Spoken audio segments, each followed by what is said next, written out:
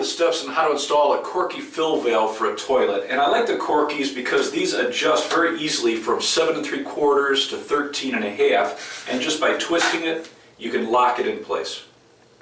The kit's going to come with your fill valve. You have a refill tube, and this is going to go into the top of the flush valve so it puts water into the bowl.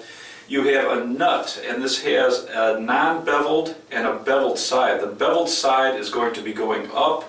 We have a fitting for our tube to lock it into the top of the flush valve.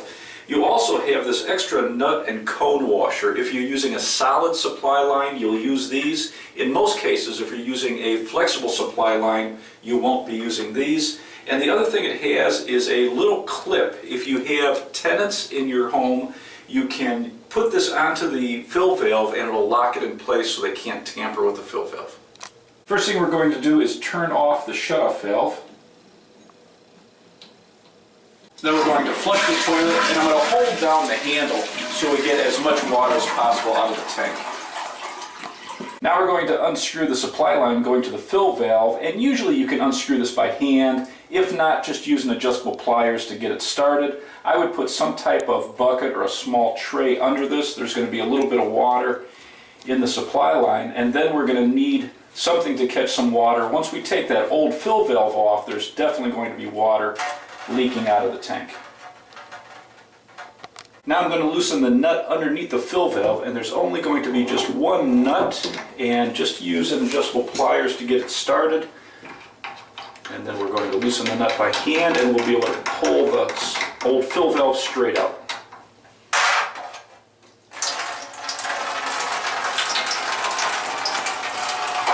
Now we're just going to disconnect the hose to the flush valve and pull the old fill valve straight out.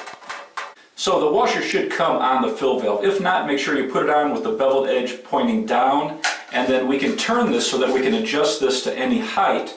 We're looking at this line that says CL. That's our critical level, and we want this about 1 inch above the top of the flush valve. We also have another line that says water level, and we want this about 1/2 inch below this. An easy way to put this in is where the white meets the black. This line right here, if we get this just about even with the top of the flush valve, that's the right height. So I'm going to grab it from the bottom as I push it through, and I'm just going to hold it and line it up, and then turn it and lock it in place, and I'll just confirm. So this is the height we want to set it at. Now to hold it in place with the retaining nut, making sure that the beveled side is up.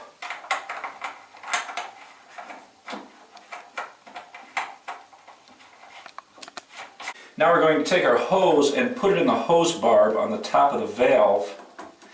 And we want this to have just a soft loop going into the top of the flush valve. And so I'm just going to mark this and cut it, and then I'll put my fitting on the end of it. You want to make sure that you connect the fitting to the flush valve so that water is going into this tube. That's what's going to put water into the bowl. Before we connect our supply line, I'm just going to put my supply line down into my tray or bucket and open this up a little bit and just get out any little particles, minerals, or rust before we connect it to the fill valve. And now I'm just going to snug this up by hand, and then once we fill the tank, if there's a little leak, then we'll just put a 1/4 turn on with a wrench.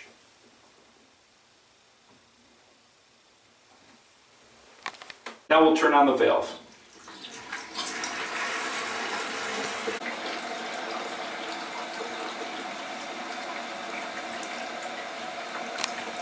That's all there is to it, and then once you check this, you want to make sure when this fills, the water level is about 1/2 inch below the top of the flush valve.